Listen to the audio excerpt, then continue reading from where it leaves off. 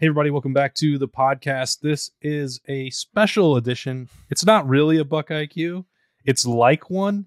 It's a Bill IQ. It is focused on the Ohio State running game. So that's Bill Landis, and I'm Austin Ward. And so many of you had questions about what happened to the running game on Saturday at Penn State and what was going on with it the week before at Iowa as well. We heard those, and also Bill had them anyway, because that's our job. Is to also see the same things that you do, and then to be in the Woody Hayes Athletic Center to get some answers. That happened on Tuesday. My personal vantage point, knowing both Ryan Day and Bill Landis very well, was that if you haven't seen it, the exchange that they had was professional, and both had points that they wanted to make about what was happening. And I thought the conversation was informative, and there was more that would follow up after that. So Bill took an in-depth look at the running game. Bill, just to tee this up, what did you think was your overall conclusion in the way, what you learned and the conversations that you had on Tuesday in the Woody? Yeah, I guess the biggest thing was that they did not view the fact that they ran exclusively from under center and out of the pistol formation as the issue in their inefficiencies running the ball. And I honestly, I tend to agree with that. It's like there's my conclusion from the exchange I had with Ryan Day, from more conversations afterward, from now watching every run play in that game probably 4 times now, is that I think 2 things are true.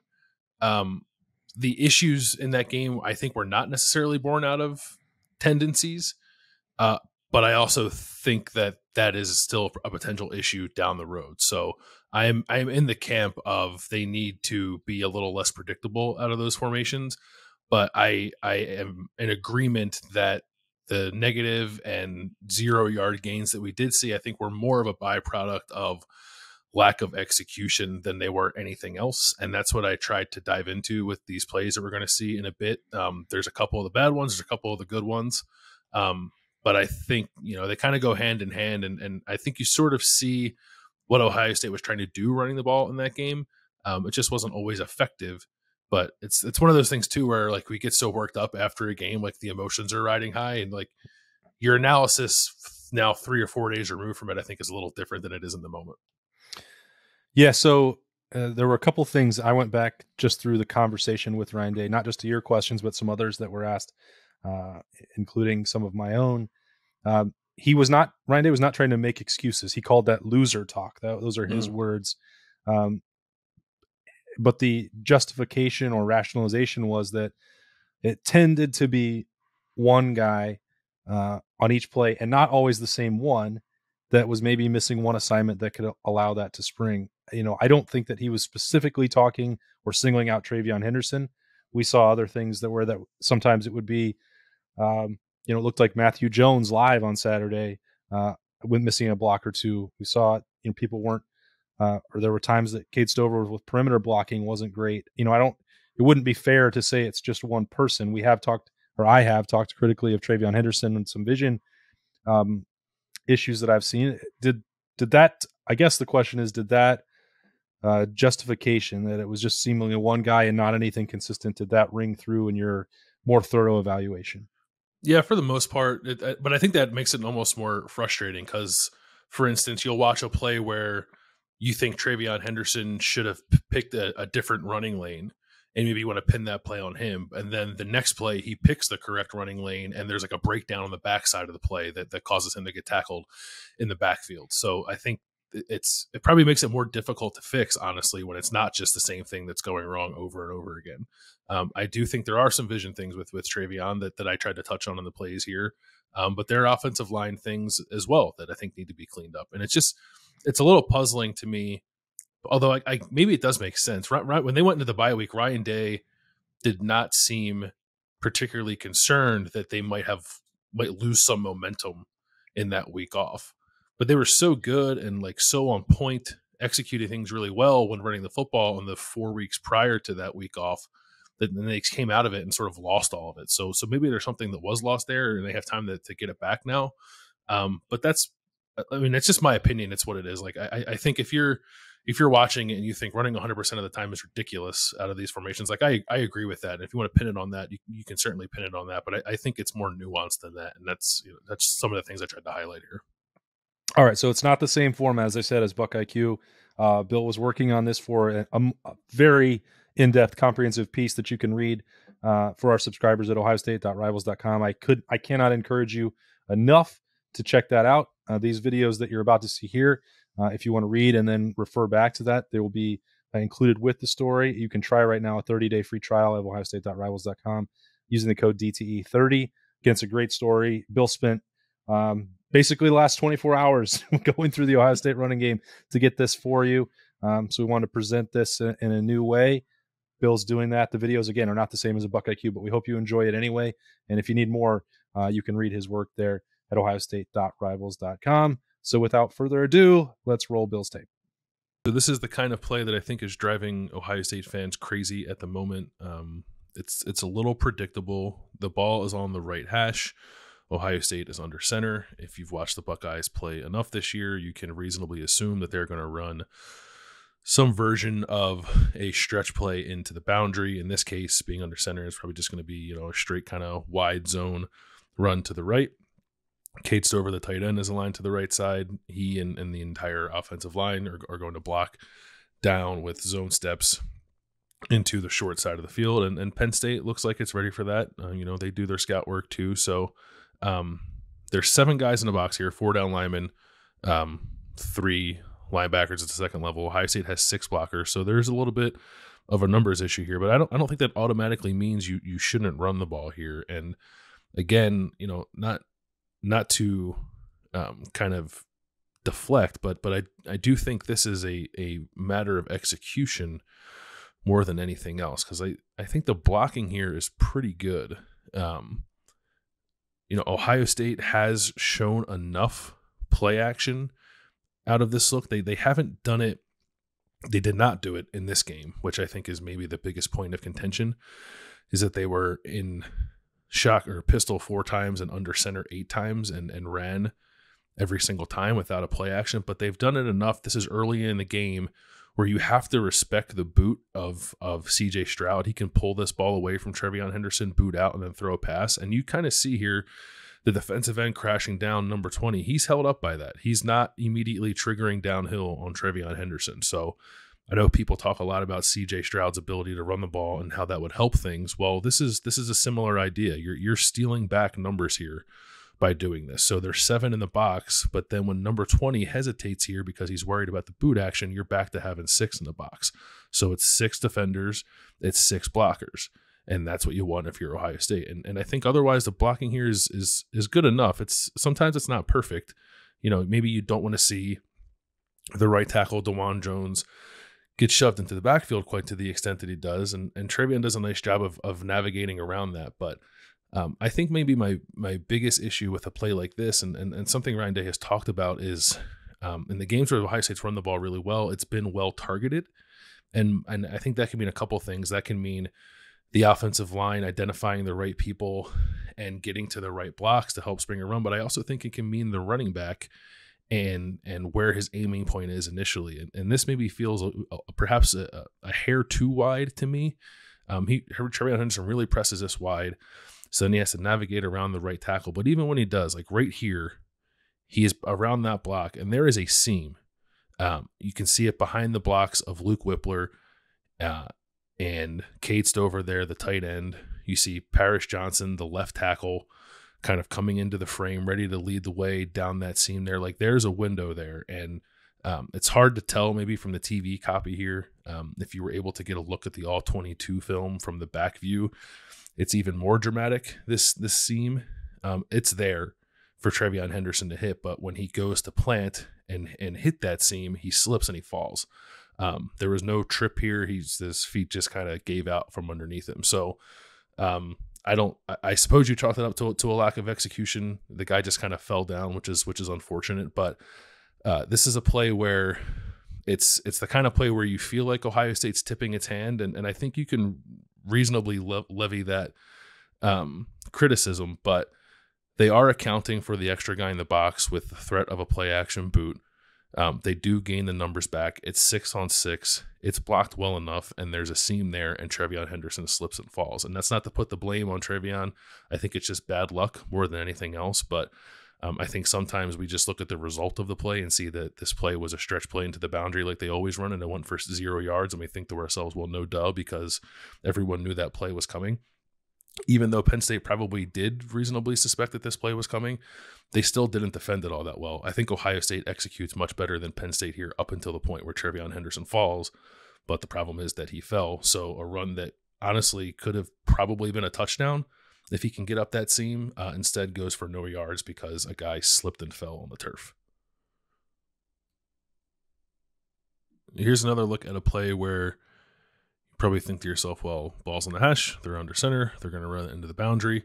And that is what Ohio State does, but it's never really quite as simple as that. Like, Ohio State has done some things to protect these plays. This is his base run play. It's not like they're ever going to go away from running outside zone. It's kind of the thing they build their entire run game off of and build a lot of play action pass off of, but you need to be able to protect it so that teams can't tee off on it or have to be kept honest against other things. So in this play, they bring Marvin Harrison Jr. from the top of the screen in jet motion, and you'll see the tight ends, both of them. This is 12 personnel, 1 running back, 2 tight ends. Kate Stover and Mitch Rossi kind of flare out here into the wide side of the field as if they're going to lead block on what is a fake jet sweep to Marvin Harrison, kind of against the backside of the play here, just to try to keep some of these backside defenders honest. And you see it does kind of work. The defensive linemen to that side get a little wider. The linebacker there, nickel, whatever he is, kind of gets wider. The safety, who is kind of aligned on the far hash there, or the play side hash, comes more central because he's worried about that too. So it allows Ohio State to get pretty good numbers on the play side. You might look at the play on the snap and think there's a lot of guys in the box there. That safety's coming down. Ohio State's going to get outnumbered again. It's not really what happens. It's blocked again fairly well on the play side. You like to see maybe Paris Johnson not get knocked back the way he does there, but he has leverage on that defensive lineman to turn him inside if the run were to go sort of off of his back and bounce outside. And that's the thing with these stretch runs, is that it does put the onus a little bit on the running back to read out the blocking and decide whether or not he's going to kind of bang it inside on what is basically just the initial track of the handoff, try to bend it back inside against the grain if you get really hard flow to the outside, or bounce it to the outside. And on this play, it looks like there's a want to kind of bend it back in or bang it inside when ideally it should probably bounce to the outside. You have the leverage there from Paris Johnson. You can run off of his back. Maybe, I don't know if Luke Whippler, the center there, who's blocking number 97, can quite get that guy turned to the point where he can't make that play around the 39-yard line. Maybe he does, but I like Trevion Henderson's ability to win that race to the corner there if this hits outside. And then you have Donovan Jackson, number 74, down the field blocking on a defensive back, and you take that matchup 10 times out of 10. But rather than kind of follow that outside track where this looks like it's blocked to go, the run goes back inside. That lineman disengages from Paris Johnson, crashes down. You have a free hitter in the hole who probably would have gotten lost in the wash had the run gone to the outside. So it's fairly well executed, I think, up front. Not 100%, can certainly be better in some cases, but it feels like it's okay on that side. And if this run were to hit more outside than inside, I think it's probably a successful play rather than the 0-yard gain that it goes for. And I think mostly speaks to the running back having to be able to read this out a little bit better. It's not the cleanest picture. I think you do want it to be cleaner. Ideally, that tackle being driven into the backfield the way that he is probably a little bit of a confusing read. And listen, that's not like an easy cut to make to get around that guy, but I think Trevion Henderson is probably athletic enough to do that and bounce that outside. It's asking a lot, and maybe it doesn't become a big hitting play either way, but I think there's an opportunity there for a play like this to be at least a positive play rather than the 0 yard gain that it goes for. And again, it feels to me more about execution than anything else. I don't think it's a matter of Ohio State getting ganged up on, running into the boundary, getting outnumbered, running into the boundary. I think they do a good job here of protecting that, showing the defense the possibility of something else, and gaining back a better numbers situation on the play side. It's just that the blocking is good, not great, and the read from the running back is probably a little less than average here. I think you want to see a more decisive cut to the outside than trying to bust this back up inside where there's not much room for daylight. So it's a 0 yard gain when there was a possibility there for at least a couple of yards and a more successful running play on first down. This is the kind of play I think that makes Ohio State fans rightfully nervous about what might come down the road, because this is what we talked about all offseason. When it's 3rd and 1, can you get a yard and sustain your drive? When you're in the short red zone, can you finish off a drive with a touchdown rather than have to settle for a field goal? And here is Ohio State lined up on the hash under center. They're in their bigger personnel package. It's 22 personnel really, with 2 tight ends out there to the left. One is Cade Stover, number 9, a traditional tight end. The other is number 41, Josh Fryer, who is an offensive lineman that Ohio State likes to use as a jumbo tight end in these sets. In the backsfield, you have Mitch Rossi, who is a kind of a tight end fullback hybrid. In this case, he's playing as an offset fullback in a kind of offset I formation look. On the back side of the play to the right, you have number 10, Xavier Johnson. He's a wide receiver in a tight split who's going to basically just kind of block the backside of this play. And Ohio State is trying to get a yard here to sustain a drive early in the second quarter. And there's 2 breakdowns that kind of throw this play off. The first, you can kind of see it from the jump there. It's on the right side of the offensive line.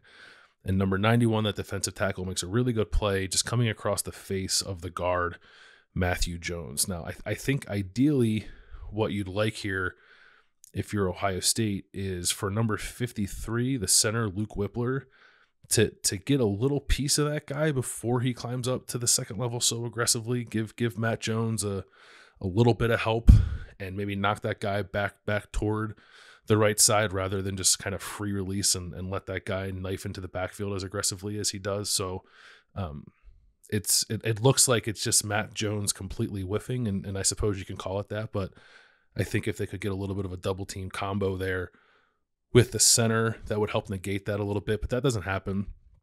So that guy's in the backfield, and that immediately makes this play pretty difficult to execute. But I don't think it's a dead play here. But that combined with the combination of a running back track here that I think is a little too interior based off what I believe to be the design of this play, which is to be a little more outside hitting, kind of follow the lead block there of Mitch Rossi. And if you see it, that's kind of an interior rushing lane there for Trevion Henderson. I think you might want to see him get his shoulders a little more kind of square to that hole where Mitch Rossi is. And because that's more of an inside track, it kind of leads him to that defensive tackle that had kind of blown up that side of the play, and it gets dropped in the backfield. But if you kind of ignore that for just a second and you think about what this play is designed to do, which is kind of hit the hole there between the left tackle and the left guard, it's really well blocked on that side. Cade Stover, number 8, gets up to the cornerback, seals that guy off. Josh Fryer, number 41, tosses that lineman to the ground. Paris Johnson, same deal, gets inside of that guy, drives him out. You have Mitch Rossi in the hole to kind of handle that linebacker. Luke Whippler, 53, is at the second level. This is designed like we just have to get a yard and keep the drive going. But the way it is blocked, if Trevion Henderson can kind of get away from that defensive tackle, there's space there for this to be even more than that. But it's certainly blocked well enough at the point of attack for this to be a first down for Ohio State. But the combination of the loss up front and maybe a little bit of a miscue on a missed opportunity for a combo block with the track of a running back that's probably a little more inside pointing than it needs to be, kind of knocks this play off target. And again, that speaks to execution and what Ryan Day calls well targeted runs. I suppose you could look at it and say, well, here's Ohio State again, lining up on the hash, running the ball into the boundary, and getting outnumbered at the point of attack, but they're really not. If you kind of count what's going on over there, Penn State has 1, 2, 3, 4, 5 by the time number 41 gets there defenders, and Ohio State has 1, 2, 3, 4, 5, 6 blockers. So that tackle kind of blows it up, but the numbers are there for this to be a successful run for Ohio State. So it is a run into the boundary. They do it a lot.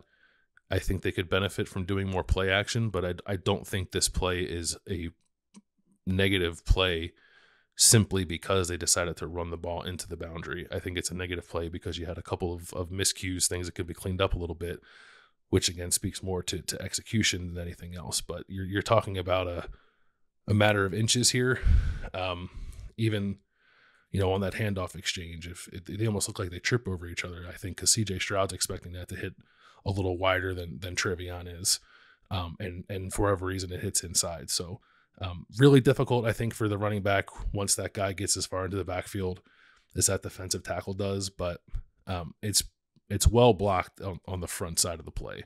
So a little better execution on the right side of the line, a little better execution from the running back. And this is probably a first down and a play that we're not talking about, rather than a play that Ryan Day said on Tuesday was still driving him crazy, 48 hours after Ohio State played this game.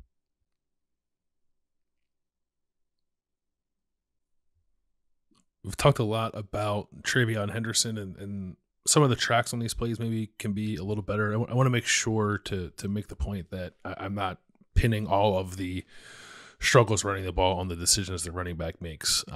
When we talk about execution, that can be execution in the back, that can be execution up front, it can be execution on the quarterback. There's a lot of things that go into this. But we're looking again at a play here. The ball's on the hash. The formation strength is to the field, and Ohio State sometimes will do that to give the look that maybe they're going to run the ball that way, but in actuality, they'll run to the weak side, which is what they do here. So it's kind of trying to use formation to your advantage, as opposed to kind of running to the run strength. So you'll see here, like Penn State was still trying to respect Ohio State's ability to play action off of plays out of the pistol or plays from under center. You'll see the defensive end at the top of the screen. He drops out of the play into zone coverage in case this is going to be a slant or some kind of RPO to Marvin Harrison Jr. They want to make sure to kind of cut that off. So it was something that Penn State was respecting, despite the fact that Ohio State never did it. Again, I think the run game can be greatly benefited by mixing in more play action. They just never got to it for whatever reason in this game. But even on this play, it's a 3-yard loss on a stretch play into the boundary, and it's just not well blocked at all up front. There's way, way, way too much penetration on this play. Really kind of across the board. I wouldn't even pin it on just one guy. I know 91 is the one who makes the stop, and you probably want to blame Matthew Jones for that, but there's 3 or 4 guys in the backfield at the time that the ball is exchanged from the quarterback to the running back. So this probably speaks to the tendency here. You can assume that this is where the ball's going to go, overplay it aggressively, and when that ball's exchanged, there's one guy almost fully in the backfield, another 2 or 3 making their way there. There's just really no push up front, and that happens from time to time. If the expectation is that every play is blocked perfectly, then you're going to be disappointed more often than not. So this is a moment where it wasn't blocked well at all. Not really the running back's fault whatsoever. He just really doesn't have anywhere to go. You can want him, I suppose, to try to stiff arm that defensive tackle and bounce this outside. That's a really difficult ask of Trevion Henderson here. So he's just kind of got no shot on this play. It's really, really no fault of his own. But if you look at the backside of the play, there's a bubble there with Julian Fleming kind of out as receiver, Emeka Ibuka and Cade Stover there to block. And I know that people were going nuts watching all the bubble plays that went for no gain in this game, but they serve a purpose as reliefs in plays like this. So this is a negative rushing play that I think you pin on the offensive line, because I'm not even so sure that Ohio State's outnumbered here. That's not necessarily the wrong decision to not on CJ Stroud's part, pull this ball and throw that bubble in a run pass option look. But if he had, it's certainly a more advantageous position for Ohio State than running into this look. I think there's no guarantee based on the success of bubbles at other points in this game that throwing it to Julian Fleming would work. But I do believe that CJ Stroud has the option here to kind of just drop back and throw this, or kind of spin out of that, boot out of that run fake and kind of toss it out there to the perimeter, which is albeit a little bit of a risky throw, I suppose. And 33 does a good job of protecting against the boot action. So I probably mostly want to chalk it up to this being well defended by Penn State, but I mostly wanted to highlight one, that not every run that didn't quite hit for what it should have hit for was because the running back didn't do his job. Sometimes it was miscues from the offensive line. Sometimes it was miscues from the back. And there are other times too where there's a decision to be made on the part of the quarterback on whether or not to hand the ball off or throw it. And I think Ryan Day and CJ Stroud would tell you that sometimes different decisions can be made in that regard to make plays more successful too. So we did talk a lot, like the whole sort of impetus of this is them running 100% of the time out of these looks and oftentimes running into the short side of the field. I do think this is one instance where they did get a little bit ganged up on, but I largely don't think that was an issue throughout the game. I think it was more, again, execution, decision-making than it was the tipping of a hand via formation. I still think they can benefit from much more play action out of this stuff. We've seen it happen up to this point in the season. I think we'll see it in the future. They got a little stuck on running the ball out of these looks in this game. They were fairly efficient out of the pistol. This was the only negative run out of the pistol for them all game. They were less so from under center, but by the end of the game, they had worn Penn State's defense down to the point where they were getting some successful runs sort of out of whichever formation they decided to line up in. So it's problematic, I think is a fair way to put it, to run 100% of the time out of any formation, but I'm not necessarily certain that was Ohio State's undoing in this game. I just think they have some things they need to clean up in the run game, both from last week and from this week. And you saw what successful runs can look like for Ohio State at points in both games. It just needs to be more consistent for them to be a more efficient overall rushing team than they've shown themselves to be the last 2 weeks.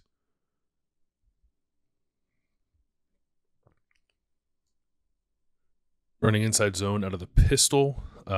In this formation, oftentimes Ohio State will run a stretch play into the boundary. So the ball's on the hash. They have the tight end to the top of the screen. The strength of the formation is to the short side of the field.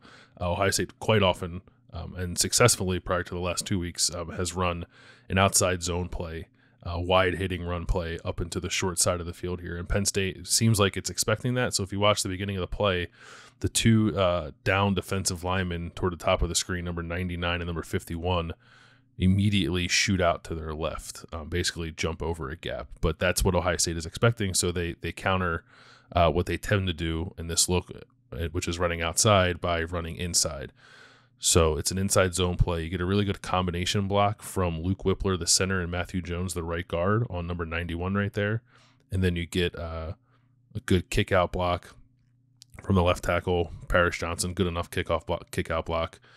Good enough block there from Donovan Jackson, the left guard, to create this running lane. You see Kate Stover, the tight end, number 8, kind of seal the top. And then what makes it really work is that Luke Whippler, the center, 53, is able to get off of that combination block with Matthew Jones, get up to the second level, help seal that lane. DeJuan Jones, the right tackle, big number 79, up at the top of your screen, gets up to the second level and gets number 44. So just a really good running lane here for Trevion Henderson. I mean, he's not touched until he's 7 yards, 8 yards down the field. Now, this ends up being a 9-yard run, and this will be really nitpicky because this is a really well-blocked play. It's a really good call.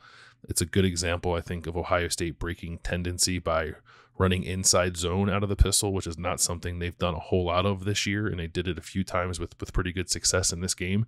But at the very end of the play, I see Trevion Henderson here kind of pivot, and he's got number 9, Joey Porter Jr., cornerback, kind of lined up. That's the last guy to beat. If he beats him, this is probably a touchdown. And maybe you'd like to see him cut that to the left and look for a little bit of daylight rather than kind of run to contact the way that he does. But again, that's being pretty nitpicky. This is a successful run. This is 9 yards for Ohio State. You take that absolutely every time you line up to run the ball. And honestly, looking through this game, they probably could have gotten to this more. They ran this play twice, inside zone out of the pistol, one for 8 yards and it went for 9 yards, both times in the first half. And then they didn't get back to it out of this look at all in the second half, but they did run it successfully out of some other looks. So I know people get a little anxious sometimes when they see Ohio State run the ball into the boundary, into the short side of the field as often as it does. But part of the reason you do that is to help set other things up. And this is an example of that, because Penn State is fully expecting Ohio State to run this ball to the outside, and Ohio State instead runs it inside and catches Penn State sleeping a little bit and gets a 9-yard gain on 2nd and 1.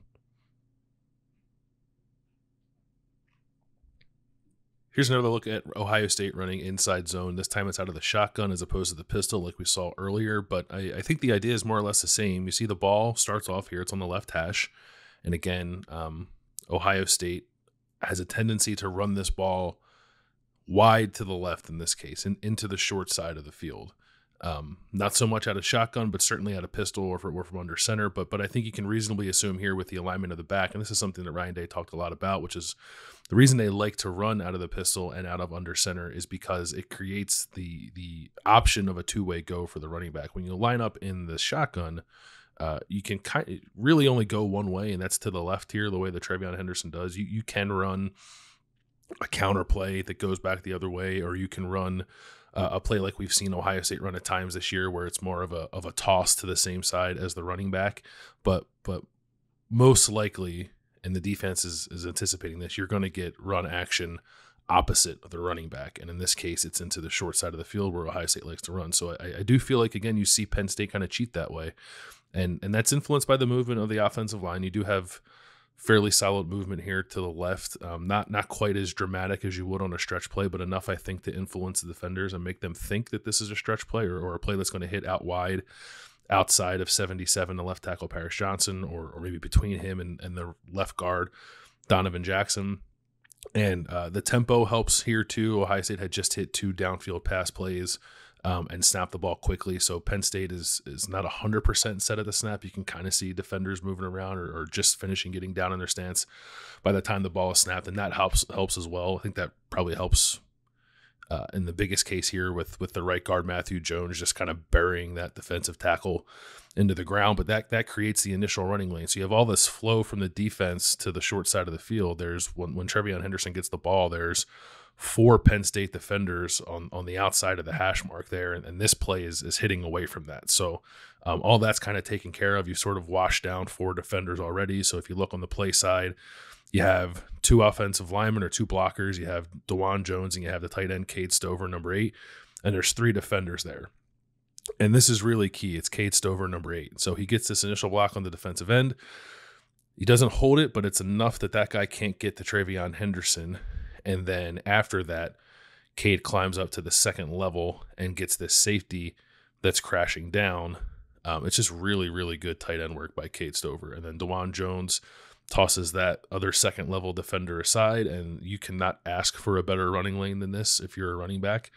And Ryan Day has talked a lot about execution the last 2 weeks when it comes to Ohio State's running game and some of the inefficient runs that we've seen.